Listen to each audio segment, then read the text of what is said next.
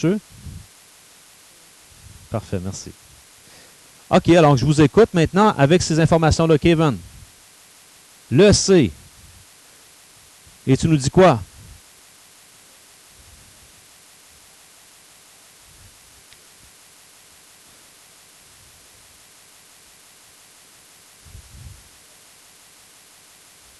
Oui.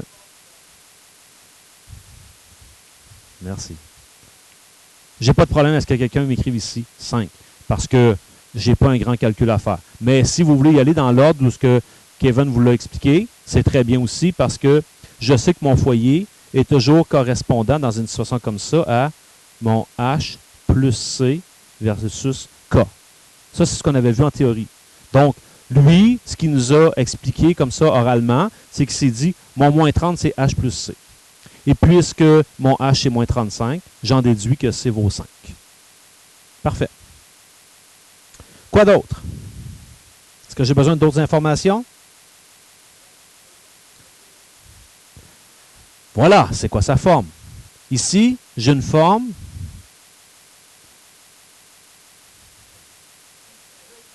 y moins k au carré égale 4c x moins h. Et j'ai entendu, quelque part, on s'attend à avoir un c positif parce qu'elle est ouverte vers la droite. Donc, remplaçons tout simplement. Ça fait y moins 8 au carré égale 20, parce que j'ai fait 4 fois c, x moins h, donc x plus 35. Excellent. Donc, ce qu'on pourrait faire, on pourrait mettre cette équation-là en veilleuse. On va en avoir besoin tout à l'heure. Deuxième chose, c'est de travailler avec la droite. J'ai besoin de la droite. Bon, la droite, je sais que ce sera de la forme y égale mx plus b. Donc, je me dois d'aller trouver la pente. Oui, excellent. Donc, je peux prendre 0, 0.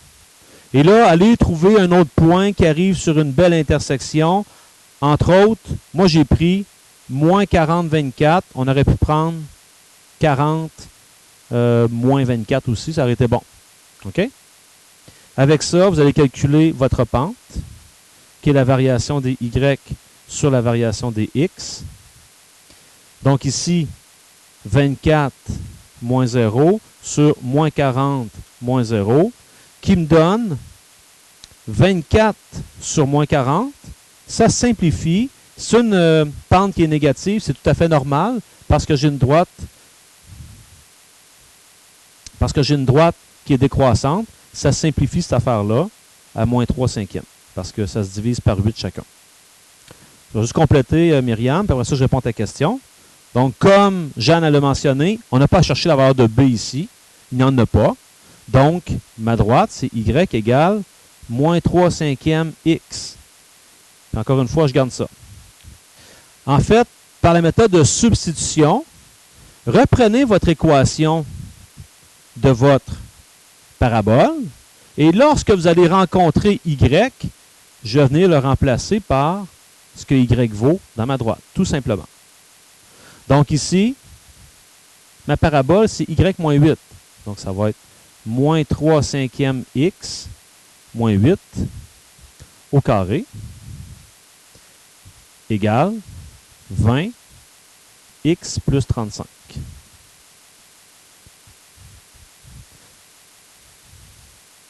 faut que je trouve la valeur de x. Et ça va bien, c'est uniquement ça qui me reste. Ouais. Donc là, ici, je n'ai pas le choix. Je dois prendre ma première parenthèse, l'élever au carré. Donc, en élevant ça au carré, je me souviens que le premier terme devient au carré. Donc, ça fait 9x2 sur 25. Je prends les deux termes du centre, je les multiplie et je le double. En multipliant ces deux termes-là, ici, ça devient positif. Puis je le double. Ça fait 24 sur 5. Quand je multiplie ça par 2, ça va faire 48 sur 5. Ça se fait bien sur la calculatrice aussi. OK? Pour ceux que ça intéresse,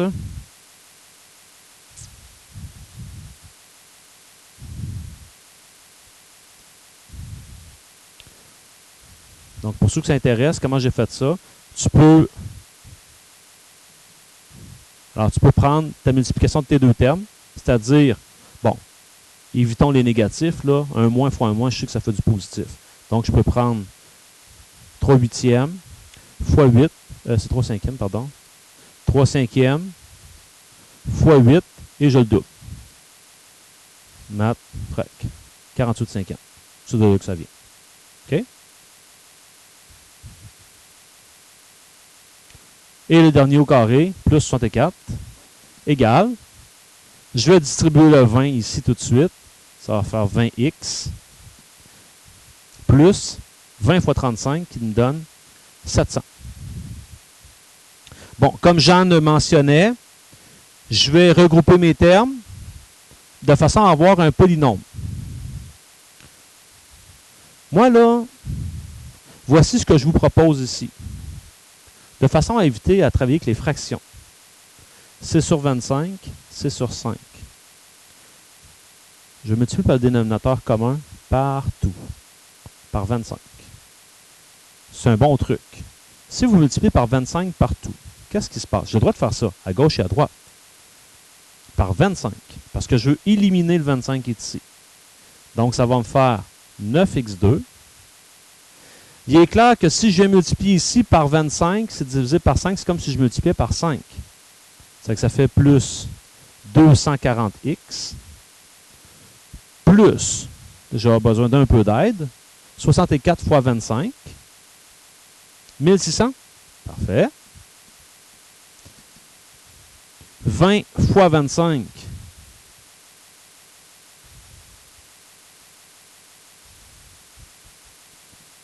Et 700 fois 25.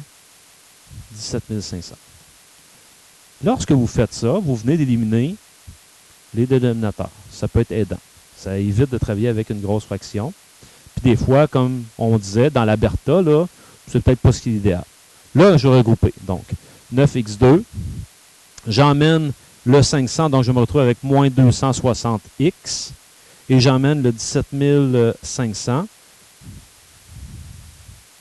Donc, je me retrouve avec moins 15 900. C'est ça?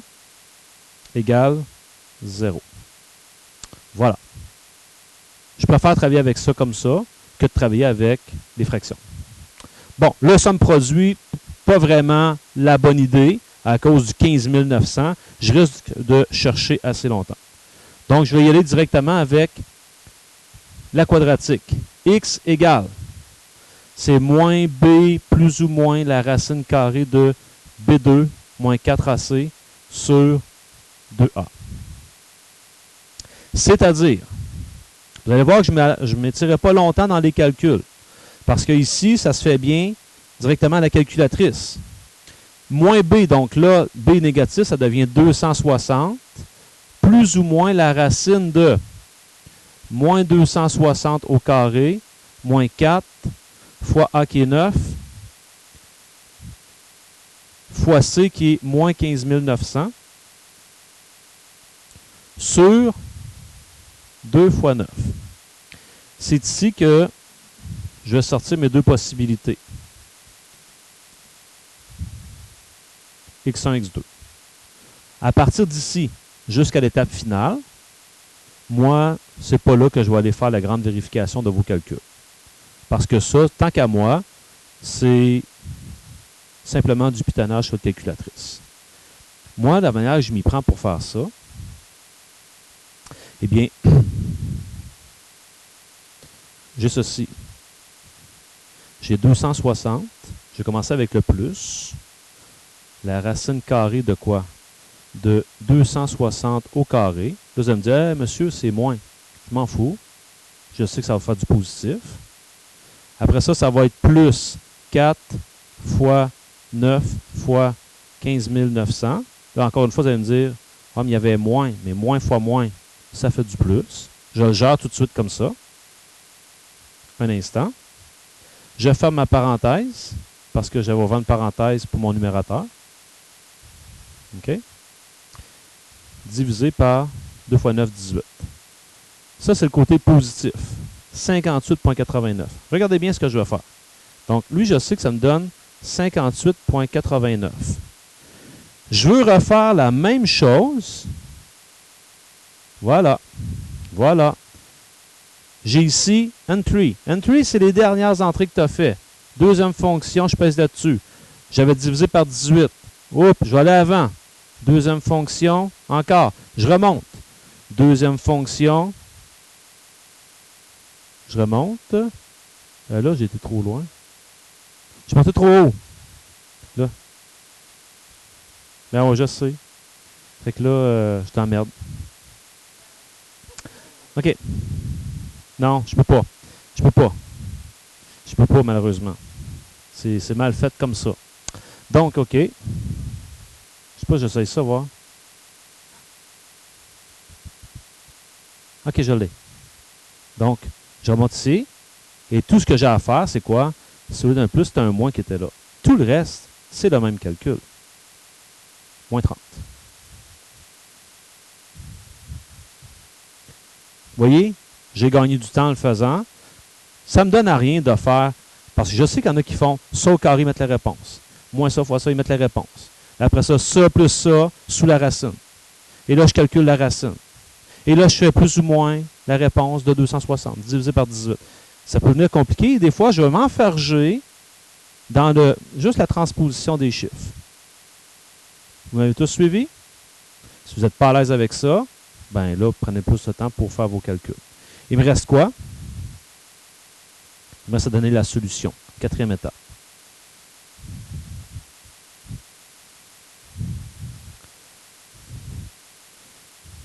Qu'est-ce que je sais? Je sais que x vaut 58,89 ou moins 30. Mon x, si je vais voir sur mon dessin, est-ce que ça a du sens? Moins 30. Moins 10, moins 20, moins 30. Ça a bien du sens. Donc ici, c'est clair que c'est moins 30 quelque chose. Et 58,89, on est très près de 60. 10, 20, 30, 40, 50, 60. 60, 58,89 quand je descends. Bon, attention, mon dessin, c'est peut-être pas ce qu'il y a de plus précis. Quand même. Mais je vais quand même me forcer à l'examen pour faire de quoi de très précis. Il me reste à trouver la valeur d'y. Allons-y. Et trouver la valeur d'y, je ne me casse pas la tête. C'est avec celle-ci. Plus simple. Donc, si x égale 58,89. J'ai y égale moins 3 cinquièmes x. Donc, ça va faire y égale moins 3 cinquièmes fois 58,89. Vous allez trouver y égale moins 35,33. Oui, Abou? Oui, j'aurais pu aussi. Oui. Et si x égale moins 30, y égale moins 3 cinquièmes 30, ça donne, pardon, moins 30 ici. Donc, ça donne 18. Alors, les solutions, 58,89 moins 35,33. Et ici, moins 30, 18. Et ça a de l'allure selon notre dessin. On est rendu à la page 41.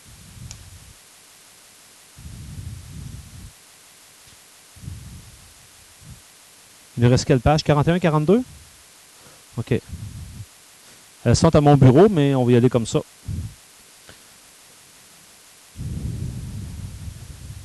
Bon. Je regarde ma parabole. J'ai déjà x au carré qui est isolé. je vais aller le substituer dans mon ellipse ici. Donc, je vais me retrouver avec des y au carré seulement. Alors, substituons x au carré de mon ellipse. Le x au carré, il vaut 2, parenthèse y plus 9, sur 81, plus. Donc là, je vous rappelle que je viens juste de remplacer x au carré. Posez-vous pas la question pourquoi je ne l'élève pas au carré. Je n'ai pas à l'élever au carré parce que j'ai vraiment la valeur de x au carré ici. Plus y2 sur 49.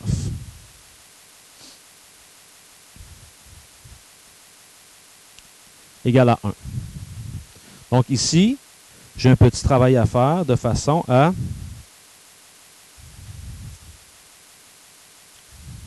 emmener ça sous la forme d'un polynôme. D'un polynôme, OK? Donc, moi, ce que j'ai fait pour vous, vous me direz si vous comprenez bien ce que j'ai fait, OK? J'ai fait comme tout à l'heure. J'ai décidé de mettre ça sur le même dénominateur. Je ne vais pas travailler avec les fractions. Donc, dénominateur commun de 81 et 49, si je ne vais pas me casser la tête, je multiplie les deux. Ça veut dire que pour lui ici, si je veux le mettre sur le bon dénominateur, il me reste à multiplier par 49.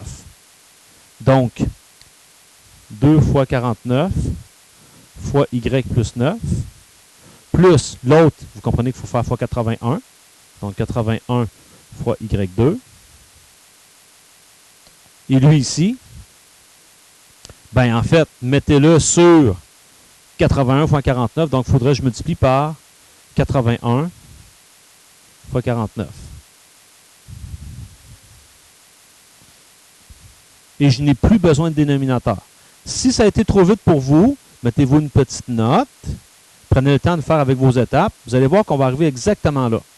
Des fois, c'est bon d'en avoir fait 2, 3 pour comprendre le chemin qu'on a suivi pour arriver là rapidement. Donc là, je me retrouve ici avec 98y plus, j'ai 98 fois 9. Quelqu'un peut m'aider? Oui.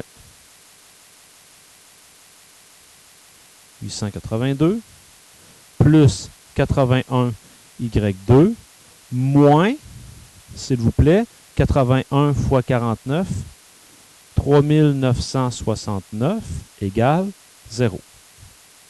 Je l'ai emmené tout du côté gauche. Donc là, j'ai un polynôme en y. Je vais le placer comme il faut. Je vais avoir 81y2 plus 98y moins 3087 égale 0. Alors, c'est comme si j'avais un polynôme en x2. Là, c'est un polynôme en y2. Donc, c'est comme tout à l'heure. Je vais utiliser la formule quadratique pour trouver les zéros. Alors ici, le y en question, c'est moins b. Donc là, je ne le renoncerai pas. Là, on l'a utilisé tantôt. Moins b, donc. Moins 98, plus ou moins la racine carrée de b2. Donc, 98 au carré, moins 4, fois a qui est 81, fois c qui est moins 3087, sur 2a, c'est-à-dire 2 fois 81. Ça ici, là, ça va me donner y1, y2.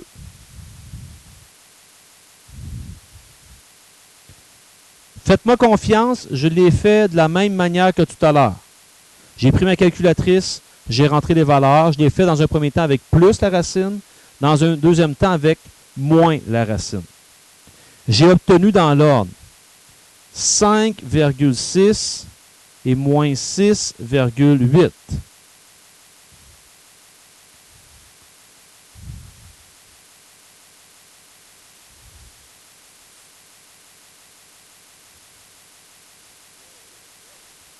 Ce sont les Y possibles. En fait, pourquoi j'ai ces deux valeurs-là possibles? Allons voir notre dessin.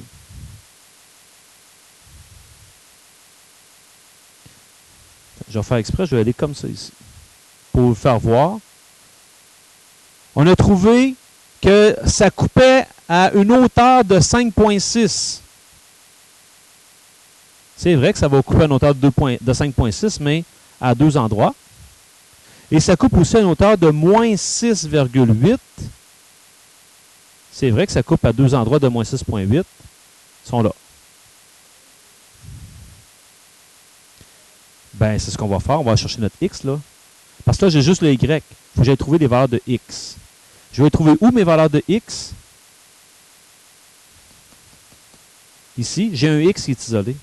Mais ce qu'il y a de particulier comparativement avec la droite, c'est que ce n'est pas X qui est isolé ici. C'est X au carré. Et quand je vais faire la racine carrée, ça va être plus ou moins les réponses. Mais plus ou moins la réponse lorsque Y va valoir 5,6 et plus ou moins la réponse lorsque Y va être égal à moins 6,8. Donc là, il faut ordonner correctement nos choses. Alors, on est rendu à quelle étape? On est rendu à l'étape 4, qui est finalement nos solutions. Donc, je m'en viens ici. Quatrième étape. Les solutions. Si Y égale 5,6, ça veut dire que je vais avoir X au carré égale. L'équation, c'est 2 parenthèse Y plus 9, c'est-à-dire 5,6 plus 9. Je me retrouve avec X au carré égale 29,2.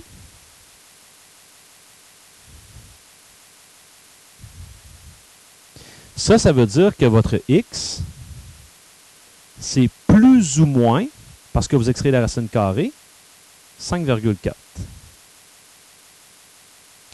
Alors, solution 1, X vaut 5,4, Y vaut 5,6. Et solution 2, X vaut moins 5,4, Y vaut 5,6. Visuellement, sur votre dessin, vous les retrouvez toutes les deux. Ils sont ici.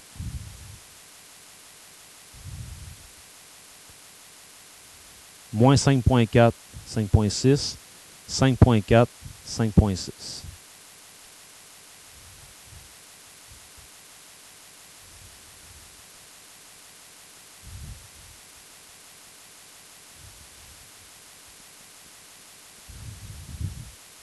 Et on va faire, ou on ferait la même chose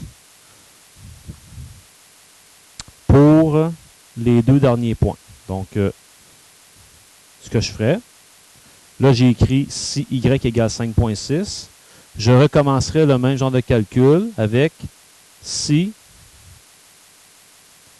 Y égale moins 6,8.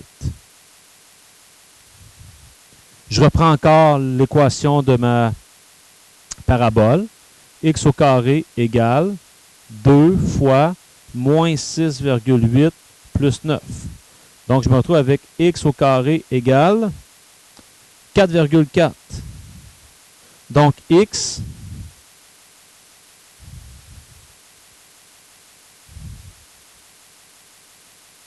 égale plus ou moins 2,1. Donc, je suis rendu à la troisième et quatrième solution, qui sera 2,1 moins 6,8 et moins 2,1 moins 6,8. Voilà vos 4 solutions, vos 4 points d'intersection. Pour faire la lumière, ou en fait un peu de faire du pouce sur ce que Samuel disait tout à l'heure, ce sont les 4 seuls points, okay, les 1, 2, 3, 4 qui sont là, qui répondent à la fois à l'équation de l'ellipse et de la parabole simultanément. C'est les 4 seuls points. C'est normal, c'est des points d'intersection. Frédérica?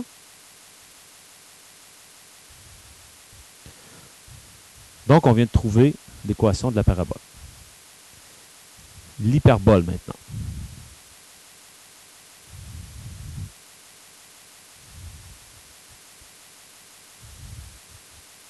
l'hyperbole. Ce serait peut-être bien dans un premier temps de sortir la forme recherchée. Hein? OK. Donc, en fait, le départ est tout le temps le même. C'est x au carré sur a au carré moins y au carré sur b au carré. Et il s'agit de retenir que lorsqu'elle est verticale, c'est égal à moins 1. Alors, j'ai besoin d'avoir la valeur de A et B. Qu'est-ce qu'on a, nous? GC, parfait. Mon foyer, c'est la distance du centre au foyer. Donc, mon C vaut quoi? 17. Du centre jusqu'au foyer de l'hyperbole, c'est clair que C vaut 17.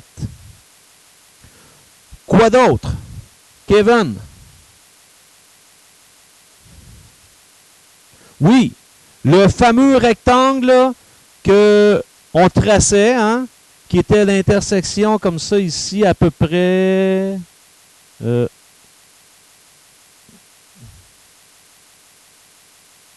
peu près, je dis bien à peu près.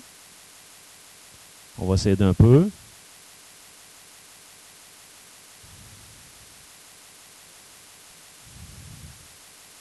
Ce fameux rectangle-là,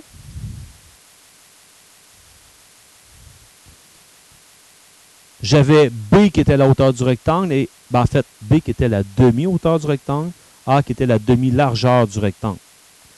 Donc, oui, ici, j'en déduis que B vaut 8. Donc, je suis en mesure de trouver la valeur de A. Avec quelle équation? Allez voir dans votre hyperbole. C'était pas comme l'ellipse. On avait toujours que C2 égale A2 plus B2. C'était l'équation du fameux triangle qu'on pouvait sortir. Et heureusement, avec l'hyperbole, c'est tout le temps celui-là. Peu importe qu'elle soit verticale ou horizontale. Donc, avec ça ici, je